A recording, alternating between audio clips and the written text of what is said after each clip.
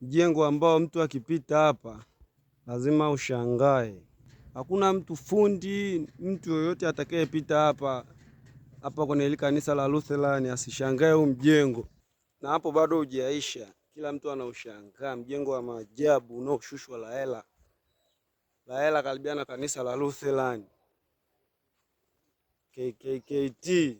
Ukitaka kuyaona maajabu ya huu mjengo, na wewe pita hapa uone maajabu, na mimi nakuhakikishia utashangaa sana. Yaani huu ni mjengo ambao haujawahi onekana la hela, mjengo wa kisasa ambao umeplaniwa vizuri, haujawahi onekana hapa la hela. Ukipita mwenyewe lazima ushangae. Usiposhangaa nipigie simu nikupe 50,000 usipokuja kushangaa huu mjengo.